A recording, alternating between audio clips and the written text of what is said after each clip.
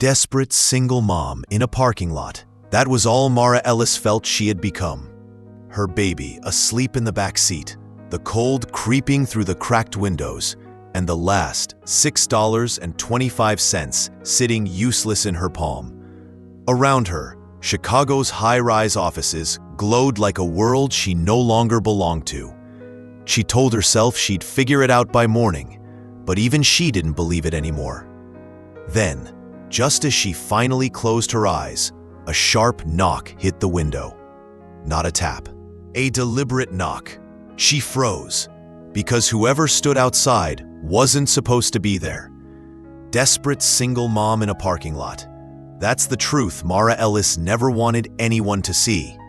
Her baby curled in a blanket, the engine off to save the last drops of fuel, and her final $6.25 hidden under the seat so she wouldn't have to face it. All around her, Chicago workers rushed to luxury cars and late-night dinners, while she tried to stay invisible.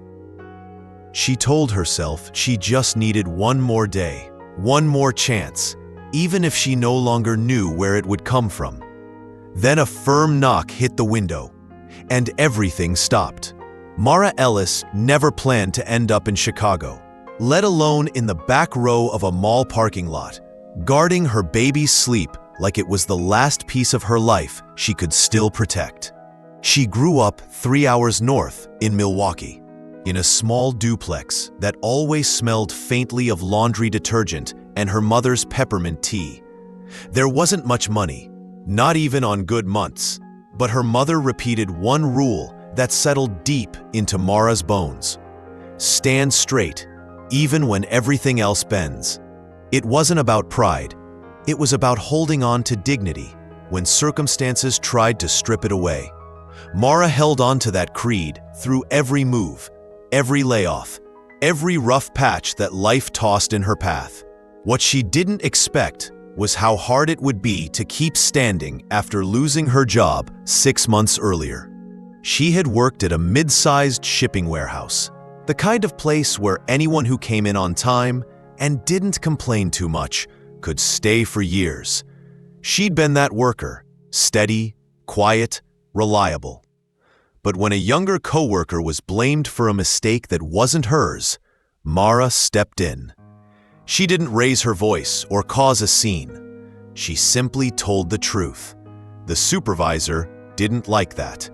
2 weeks later, Mara was let go due to restructuring, though everyone knew the real reason. With no savings, a newborn, and rent rising faster than she could keep up, she fell behind. First, the utilities, then the rent. Eventually, the eviction notice came with too many signatures and not enough mercy. When the landlord changed the locks, Mara packed what she could into her aging Honda and drove south toward Chicago, the city she believed held better chances. But chances need timing, and timing wasn't on her side. Job applications went unanswered. Walk-in interviews ended with polite nods and "we'll call you." Shelters were full or unsafe for someone with a baby. The little money she had dwindled until $6.25 became the embarrassing measure of her independence. Still, every morning she whispered her mother's words, "Stand straight." Even if she was standing in cheap gas station bathrooms, combing her hair while Leo watched from his stroller. Even if she was standing in long lines hoping for work nobody seemed willing to offer. She believed something would eventually give. She just didn't know it would happen the way it did. The next morning, Mara clung to the one lead she had left, a small logistics firm downtown that had posted an entry-level opening 2 days earlier. It wasn't glamorous, but it was steady work, familiar work, the kind she could do well, even on her worst days. She had sent an application at midnight, then followed up with a call at dawn. A receptionist told her she could stop by and speak to someone, which Mara interpreted as hope. Fragile, thin, but real enough to move her forward. She cleaned up in a bus station restroom, smoothing her hair, buttoning the least wrinkled shirt from the trunk of her car. She practiced a smile for Leo, whispering, "Today we try again." She didn't dare imagine anything long-term. She just needed a chance. One person willing to look past the address she didn't have and the exhaustion she couldn't hide. Everything depended on this. If the job fell through, she had no gas money to drive home, no safe place to stay, no backup plan waiting in the wings. The last of her hope was tied to a 15-minute conversation in a glass building she had never entered. If it failed, she wasn't sure what came next. Mara arrived at the building with Leo strapped against her chest in a worn carrier, hoping the receptionist wouldn't mind. The lobby was spotless. Polished floors, quiet air, people in clothes that looked freshly pressed and expensive. She kept her eyes down, walking carefully as if the place itself might reject her if she stepped too confidently. At the front desk, she introduced herself. The receptionist, a young woman with perfect eyeliner and a coffee cup labeled with her name in looping script, scrolled through a computer, frowning. "Oh," she said, her tone flattening. "You're the applicant who called earlier." Mara nodded. "Yes, I was told I could speak to someone." The receptionist hesitated before pointing her toward a small waiting area. "Have a seat. Someone will come out."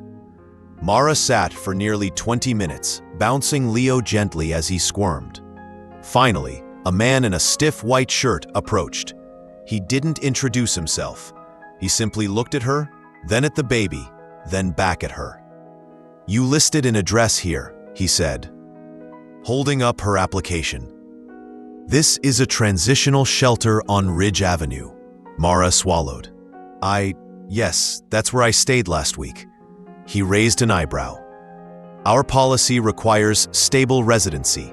We can't hire someone who might disappear." "I wouldn't disappear," she said softly. "I'm trying to get stable. That's why I'm here." The man exhaled sharply, clearly impatient. "Look, I don't know who told you to come down here, but we don't have time to entertain applicants who aren't fully prepared. This position is competitive."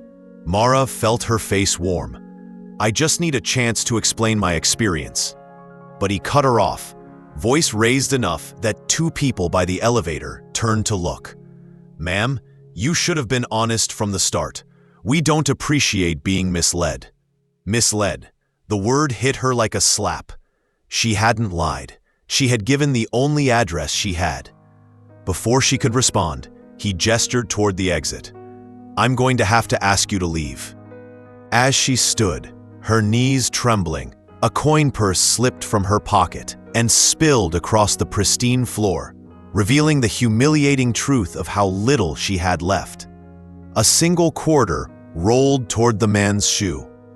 The receptionist smirked. Someone whispered, "Typical." Mara gathered the coins with shaking hands, clutching Leo tighter as she walked out of the lobby she once hoped would change her life. Outside, the cold Chicago air stung her face. Her last thread of hope had snapped. Grant Laramie hadn't meant to witness anything. He was only in the lobby because his driver was late, and the morning meeting he'd rushed to prepare for had been pushed back without warning. He stood near the elevator bank, phone in hand, reviewing a spreadsheet that meant everything to investors but almost nothing to him personally. Numbers, projections, margins. His entire world reduced to things that could be measured. He noticed the woman only because her baby's soft whimper broke the hum of corporate quiet. At first, she was just another person passing through the building, until he realized she wasn't passing through at all. She was being cornered. Grant looked up just as the man from the logistics firm gestured sharply toward the exit. There was something dismissive in the movement, something practiced. He had seen that kind of gesture before. His father used it on waitstaff, board members, anyone who didn't give him what he wanted fast enough. The woman, Mara, though Grant didn't know her name yet, stood very still, as if absorbing blows no one else could see. The baby shifted against her chest, unaware of the tension tightening her jaw. She tried to speak again, but the man dismissed her with a curt wave. Grant didn't hear every word, but he didn't have to. The tone said everything. Accusation, embarrassment, impatience. Then the coins hit the floor. A small clatter, nothing dramatic, yet somehow more jarring than raised voices would have been. A quarter rolled past Grant's shoe before stopping at the edge of a marble tile. He watched her kneel, collecting loose change with trembling fingers, while people in suits pretended not to stare. A receptionist snickered. Someone whispered something that made another person laugh. Grant felt a tightening in his chest, an unfamiliar mix of irritation and discomfort. Not at Mara, but at the people around her, at the ease with which they assumed she didn't belong. It was the same lobby his father once dragged him through after a charity event, lecturing him on how some people are born problems. Grant was only 10, but he remembered the way his father's words hung in the air like a verdict. He wondered if this woman had heard similar judgments all her life. When Mara finally stood and pushed through the glass doors, Grant found himself watching her leave long after she disappeared onto the busy street. Something about the way she held herself, straight-backed despite everything, lodged in his mind. He didn't know her story, but he knew injustice when he saw it. And for the first time in a long while, he felt the urge to do something that wasn't on his schedule. Grant didn't see her again until evening. He hadn't expected to. He'd gone through the motions of his day. Meetings, calls, short conversations that felt long conversations that left no impact. But the image of Mara kneeling on that polished floor kept resurfacing, interrupting his focus in quiet, unwelcome ways. When night settled over Chicago, he found himself walking toward the mall parking lot across from his office building. His driver insisted on picking him up closer to the entrance, but Grant waved him off. He needed air. He needed space. He needed to understand why he couldn't shake the memory of that morning. The lot was half full, lit by harsh yellow lamps. People were coming and going from restaurants and stores, still humming with life. That's when he saw it. The same aging Honda, windows fogged from the cold, a faint outline of a woman inside. Mara, holding her baby, wrapped tight in a blanket. Grant stopped mid-step. A CEO didn't just walk up to strangers in parking lots, especially not women who had every reason to distrust men in expensive coats. But something heavier than protocol pushed him forward. He approached slowly, giving space, lifting his hands slightly so she could see them. Then, with a hesitation that surprised even him, he knocked. A firm, clear knock. Inside, Mara jolted awake. Fear flashed across her face, quickly turning into a guarded glare. She cracked the window only an inch. "What do you want?" she asked, voice tight. Grant swallowed. "I saw you earlier, in the lobby." Her shoulders stiffened. "I'm not looking for pity." "I'm not offering pity," he said. "I'm offering options."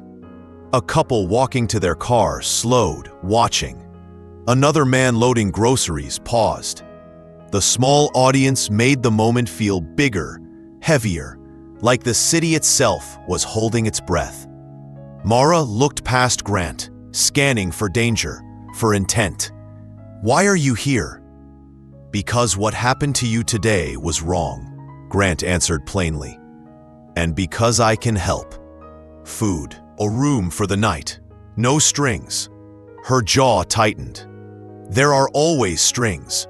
"Not from me," he said, surprising himself with the certainty in his voice. Mara hesitated. Her baby shifted, fussing against her chest. The cold seeped deeper into the car. Her teeth clenched in frustration, not at him, but at life itself. She cracked the window a little wider. "I'll take food. Nothing else. Grant nodded, relieved. All right, food. And in that public parking lot, under the eyes of strangers and the weight of two completely different worlds, something shifted. Not trust, not yet, but the first step toward the moment that would change everything. The next morning, after a night of restless half-sleep, at a low-cost motel Grant insisted on paying for, even though Mara only accepted because he framed it as a temporary workspace stipend, she found herself standing in the lobby of a community resource center. Grant had suggested she speak to a case manager to sort out childcare options before discussing any job placement. Mara agreed, mostly because she needed daycare more than she needed pride. Inside, fluorescent lights buzzed overhead. A line of exhausted parents wrapped along the wall. Leo fussed in her arms, overwhelmed by the noise. When it was finally her turn, she was ushered into a small office where an older woman with stern glasses and graying braids sat behind a desk that looked permanently disorganized. Her name tag read Miss Riva. Miss Riva didn't waste time. You were referred by Grant Laramie? She said the name like it was unfamiliar but carried weight. Mara nodded cautiously. He said you could help me get temporary childcare so I can take a job. Miss Riva folded her hands. Before we talk about assistance, I need to understand your situation. You declined shelter placement last week. Why? Mara swallowed. It wasn't safe, and I'm trying to work. I just need time. Everyone needs time, Miss Riva replied. But you also need stability. Accepting help is not a weakness. Her tone suggested it was a weakness if you refused it. Mara stiffened. I'm not refusing help. I'm refusing dependence. Miss Riva nodded slowly, lips pursed. Do you know how many parents sit in that same chair saying the same thing? I don't want charity. I don't want pity. And do you know what happens? They fall further. Because pride doesn't keep children warm. The words cut deeper than they should have. Mara felt her cheeks heat. I'm not choosing pride. I'm choosing a path forward. I just need someone to open a door instead of slamming it when they see where I'm coming from. Miss Riva leaned back, unimpressed. And you think a CEO knocking on your window is a path forward? Men like that don't show up without expecting something in return. You should be careful, Miss Ellis. Mara's pulse spiked. He hasn't asked for anything. He's giving me a chance to work. That's all I want. Work? Ms. Riva raised an eyebrow. Or hope. There's a difference. The tension in the small office thickened. Mara tightened her grip on Leo. Hope is all I have left. And if someone offers a way to turn that into something real, I'm taking it. Ms. Riva sighed. A long, weary sound that carried judgment more than concern. You'll learn, she muttered, one way or another. Mara stood, feeling the sting of the woman's words, but not letting them bend her. Stand straight, she reminded herself. Even here, even now. When Mara stepped out of the resource center, the cold air felt sharper than usual. Not because of the weather, but because of the words still echoing in her mind. She spotted Grant waiting near the curb, leaning against a black sedan he probably didn't even drive himself. He straightened when he saw her, concern pulling at the edges of his expression. How did it go? He asked. Mara adjusted Leo's blanket, avoiding his eyes. She thinks I'm arrogant, or stupid, or both. Grant frowned. Why would she think that? Because I don't want charity, Mara snapped more sharply than she intended. Because she thinks pride is my problem. Because she assumes you must want something if you're helping me. Grant blinked, taken aback. That's not… Mara, I don't want anything from you. She let out a bitter laugh. That's what everyone says, right before they decide I'm ungrateful for not accepting everything they offer. Grant exhaled slowly. So you think I'm what? Playing savior? Trying to fix you? I don't know what you're doing. she said, her voice trembling with exhaustion. You gave me a motel room, you bought Leo food, and now you're talking about work. And I'm supposed to believe this is all just goodwill? He shifted, frustrated. You needed a safe place to sleep. That's not goodwill, that's human decency. And what about today? She pressed. You're standing outside a building waiting for someone you met yesterday, a woman sleeping in her car. Do you realize how strange that is? Grant's jaw tightened. Strange doesn't mean wrong. To me, it means dangerous, Mara fired back. People don't help without expecting something. It always comes out eventually. Grant looked genuinely hurt, but he didn't step back. I'm not your past, Mara. I'm not those people. She hugged Leo closer, as if shielding him from the conversation. You don't understand what it's like to have nothing, to feel trapped because taking help might cost you more than staying on your own. For a moment, neither spoke. Cars passed. A bus hissed to a stop across the street. Then Grant said quietly, I'm not asking you to depend on me. I'm offering a way out. Through actual work, actual pay. No strings. Mara met his eyes. Tired, defensive, searching. I want to believe that. I really do. Then let me prove it. She looked away, her voice barely above a whisper. I just don't know if I can trust that. Grant nodded slowly. Then start small. Don't trust me yet. Just trust the opportunity. The wind shifted, sweeping fallen leaves across the sidewalk. Mara stood perfectly still, torn between mistrust and the fragile thread of hope she didn't dare break. The distance between them wasn't physical. It was everything they had both lived through, and neither knew how to cross it yet. The next day, Grant introduced Mara to the temporary project he had in mind. Not a glamorous corporate role, not an office job behind shining glass walls, but a practical assignment his company desperately needed help with.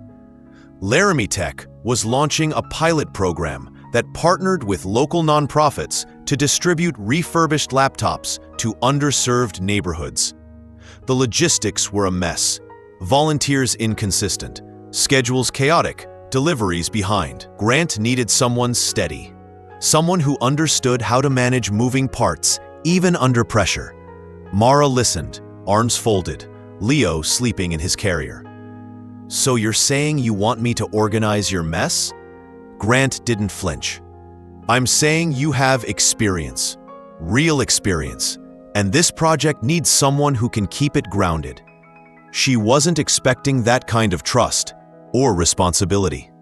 Why me? Because you're the only person I watched handle a crisis without falling apart, Grant said, even when you had every reason to. Mara didn't respond, but something softened in her posture. The work began immediately. They set up a corner of the community center as a temporary command post. Folding tables, cheap clipboards, a whiteboard filled with delivery routes and donation lists. Mara took over like she'd been doing it for years, which, in truth, she almost had. She coordinated drivers. She reorganized inventory. She pointed out flaws in the system Grant hadn't noticed. You know these spreadsheets are mislabeled, right? She said, holding one up. Grant leaned in. They are? Yes. See these codes? Whoever made this mixed pickup and drop-off points. He frowned. That would explain a lot. She smirked despite herself. You're running a tech company with broken labels. He lifted a hand as if surrendering. And you're fixing them. It became their rhythm. Grant provided the resources. Mara provided the structure. Grant explained the broader goals. Mara translated them into actionable steps. They clashed often, about workflow, deadlines, even who should pick up extra supplies from the warehouse. But the clashes were productive, real.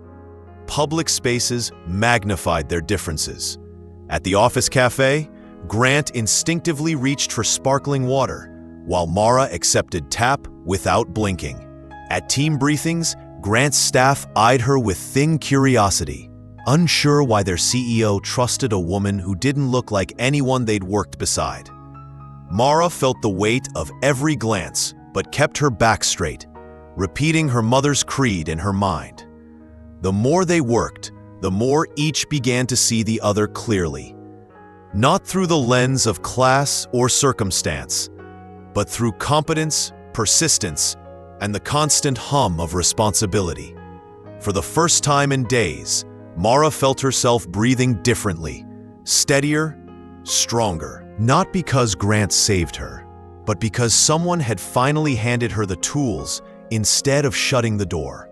And Grant, watching her rebuild a broken system with nothing but determination and instinct, realized something too. She wasn't the one who needed rescue. His project, and maybe parts of his own life, needed her. The turning point came on a quiet Thursday evening, long after most people at the community center had gone home. The whiteboard was still crowded with notes, routes, and last-minute adjustments. Leo slept in his portable crib nearby, and the overhead lights buzzed in that tired way that made everything feel fragile. Mara rubbed her eyes, reviewing the next delivery schedule. Grant stood across from her, typing on his laptop. For once, he wasn't talking. No suggestions, no questions, just typing like someone trying to outrun something invisible. "You don't have to stay this late," she said without looking up. Grant gave a humorless laugh. "If I go home, my email waits for me there too. Might as well face it here." Mara paused. "Is it the project? Are the investors giving you trouble?" He hesitated, fingers hovering over the keys. "Investors, board members, my father. Take your pick." It was the first time he'd mentioned his father directly. The tone was wrong, sharp, strained. Mara closed her folder. "What about him?" Grant leaned against the table, arms crossed. "He thinks this whole program is a waste of my time. Says I should focus on real profitability. He called the project a vanity act." "Is it?" she asked quietly. His jaw tightened. "No, but convincing him is impossible. He built this company. He wants it run a certain way. My way disappoints him." Mara watched him for a moment. This man who seemed to live miles above her world, suddenly looking like someone standing on equally shaky ground. "You know," she said softly, "people assume the ones with money. Heh, but you're trapped too, just differently." Grant looked at her, surprised. Nobody spoke to him like that. Nobody saw him like that. "What about you?" he asked. "What are you trapped by?" Mara exhaled, long and tired. "By the fear of depending on anyone. By the memory of losing everything. By the idea that the moment I accept help, someone will use it against me." She touched Leo's blanket. "And by needing to protect him from all that." For a moment, they just stood there, two people from opposite sides of the city, carrying different versions of the same weight. Grant spoke first. "You think I'm free because I have money. I think you're strong because you've survived without it. Maybe we're both wrong." Mara gave a small, sad smile. "Maybe we're both right." It wasn't bonding. It wasn't friendship. But it was something deeper. A recognition, a quiet truth neither could ignore. They weren't opposites. They were reflections. Each trapped in a life built on expectations neither asked for. And for the first time, they understood each other, not out of sympathy, but out of shared struggle. The reckoning arrived during a Friday morning coordination meeting. One Grant's board insisted on observing to evaluate resource allocation. They sat in a row behind the conference table, polished, rigid, and unimpressed by anything that wasn't profit. Mara stood near the whiteboard, reviewing the latest delivery map. Grant introduced her simply as our logistics lead for the pilot, ignoring the raised eyebrows that followed. Halfway through the meeting, A board member named Rutherford interrupted, voice dripping with polite disdain. "Mr. Laramie, with respect, why is a woman with no professional address and a questionable work history overseeing company assets?" A few staff members shifted uncomfortably. The implication was clear. Ugly. Grant's chair scraped sharply as he stood. "Because she rebuilt a broken system in 3 days," he said, voice steady. "Because she caught errors none of us noticed. And because competence isn't determined by zip code." Rutherford scoffed. "Be serious." But Mara stepped forward, calm and composed. "If you're concerned about assets, check your inventory logs. I corrected the mislabeled batches. That's why your deliveries are finally on schedule." Her tone wasn't defensive. It was factual. Silence followed, full of surprise. Then respect. For the first time, the room saw her clearly, and saw Grant's conviction just as sharply. A week later, Mara found herself standing in the same mall parking lot where everything had begun. The same harsh lights, the same long shadows. But the feeling was different now. Calmer, warmer, grounded instead of frantic. Her old Honda was still there, but this time she wasn't sleeping in it. She was emptying it. In the trunk sat a box of her belongings and a copy of the first paycheck she had earned from the pilot program. Enough to secure a studio apartment on the southwest side. Enough to prove she could stand on her own again. Leo gurgled from his car seat, kicking his feet like he could feel the shift in the air. Mara lifted him, holding him against her shoulder as she took one last look at the place where she'd curled up in fear only days earlier. Back then, the parking lot had felt like an ending. Now, it looked like a doorway she had survived walking through. Grant's footsteps approached softly behind her. No entourage, no suit, just him. "Heading out?" he asked. She nodded. "Got the keys this morning." He smiled, small, real. "You did it." "No," she corrected gently. "I did the work. You just knocked on the window." He let out a quiet breath, accepting the truth in that. He wasn't the hero. She wasn't the damsel. They were two people who met at the right moment, each filling a gap the other didn't know they had. "You'll keep the job?" he asked. "If the program stays open," she replied. "But whatever happens, I'll manage." He nodded, believing her fully. "If you ever need a reference, you know where I am." Mara adjusted Leo's blanket. "And if you ever need someone to fix your labeling system again, you know where not to look." They both laughed softly. As she closed the trunk, Mara whispered her mother's creed into the evening air one last time. "Stand straight, even when everything else bends." For the first time in too long, she felt herself truly doing it. She walked toward her future, Leo in her arms, leaving the parking lot not as a refuge, but as a reminder of how far she had climbed. Some stories don't begin with miracles.